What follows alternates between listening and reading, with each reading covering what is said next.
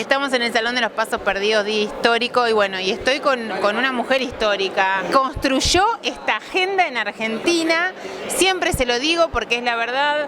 28 años, Mariana Carabajal, ¿cuánto? ¿Y qué tal? ¿Cómo están?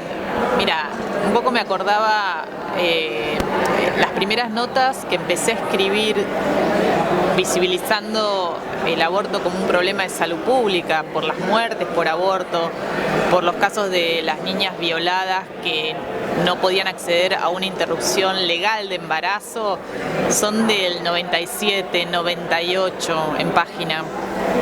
Tengo algunas en papel, amarillas, papel amarillo ya, de aquel momento, y después siguiendo ahí como tratando de contar esas historias, ¿no? Que no fueran un número, una estadística, un caso, que se pudiera ver el impacto real de la criminalización del aborto en la Argentina, ¿no? Lo que significa la criminalización, sobre todo para las mujeres, las adolescentes, las chicas de los sectores más vulnerables.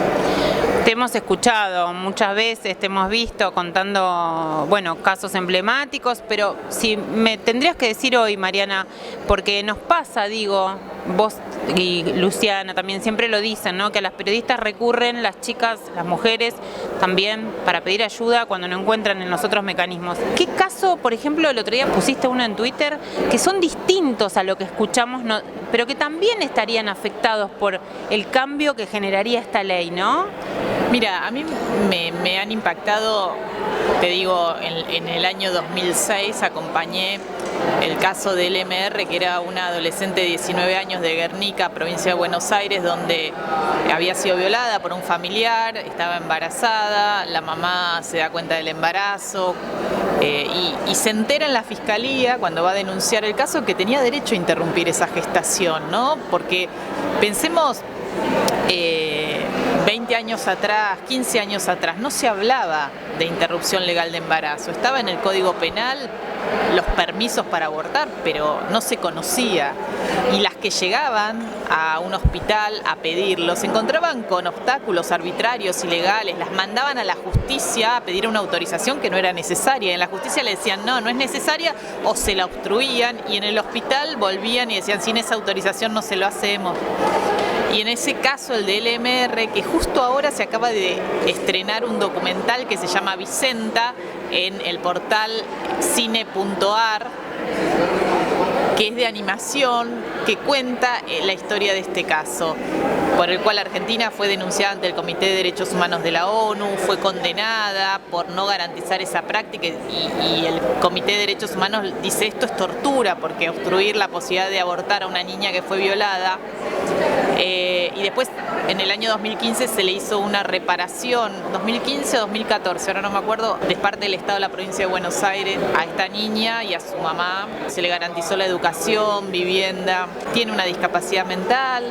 Entonces uno ve como toda la secuencia de las vulneraciones de derechos, ¿no? Y cómo la diferencia entre tener o no tener, porque podés acceder o no podés acceder a la práctica, una práctica segura, si tenés la plata, si tenés la información. La información, eso te iba a decir, Mariana, solo que te brinden la información y sepas que es un derecho y que lo podés hacer. Digo, las ligaduras también eran en su momento una lucha. Las ligaduras de trompa, de falopio, solo el médico podía indicarlas, y en general lo que hacían era cuando habías tenido muchos partos, o si eras joven y querías incluso recurrir a una ligadura porque ya habías tenido 3 hijos y no querías más, no, esperaban, tenías que tener 10, ¿no? Digo, había prejuicios también ahí. Sí, y no era un derecho, recién en el año 2006 se convirtió en un derecho por la propia voluntad de la mujer, o en el caso del varón la vasectomía, esto es la anticoncepción quirúrgica. Y siempre los sectores que se han opuesto a que podamos decidir si queremos o no maternar, en qué momento, han sido los mismos, porque yo me acordaba que una ONG que se llama Portal de Belén, que es de Córdoba, empezó a presentar amparos contra la distribución gratuita de los anticonceptivos, que se creó el Programa Nacional de Salud Sexual y Procreación Responsable a partir de una ley del año 2002. Que en ese momento lo implementó Ginés González García, que fue ministro de Salud durante el gobierno interino de Eduardo Duhalde y después con Néstor Kirchner.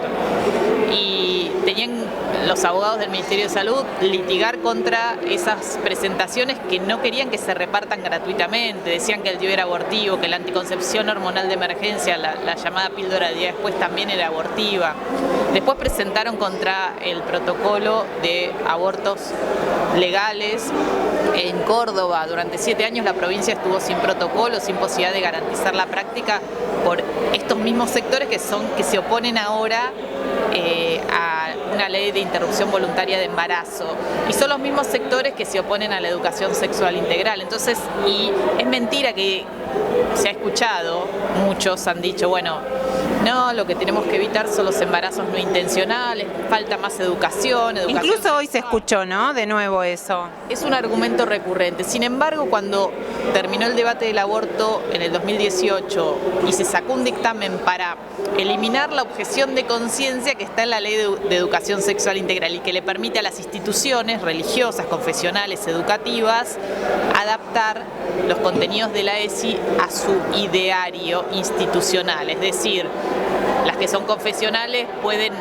no explicar o informar sobre el uso del preservativo, y de hecho hacen eso y hablan de cuidarse o prevenir un embarazo con un método natural como el de los días, que no es efectivo, que no previene. O sea, desinforman, Mariana. Vos has denunciado, de hecho, una institución muy reconocida de Argentina.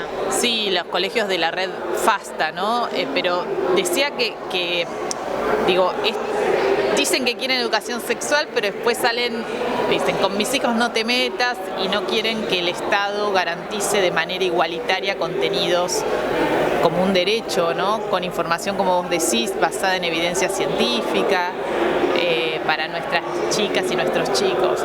Así que ojalá que podamos avanzar con la sanción de una ley de aborto legal, seguro y gratuito, y que a pesar de que muchos dicen que este no es el momento, y yo creo que sí, que claro que no es el momento, tendría que haber sido mucho antes, mucho antes. Cerramos con esa frase y te agradecemos muchísimo siempre por tu generosidad. A ustedes por haber venido acá a bancar, a sumarse a la marea verde. Esta ley sale si salimos a las calles, ¿eh? Y acá estamos, seguimos en un ratito.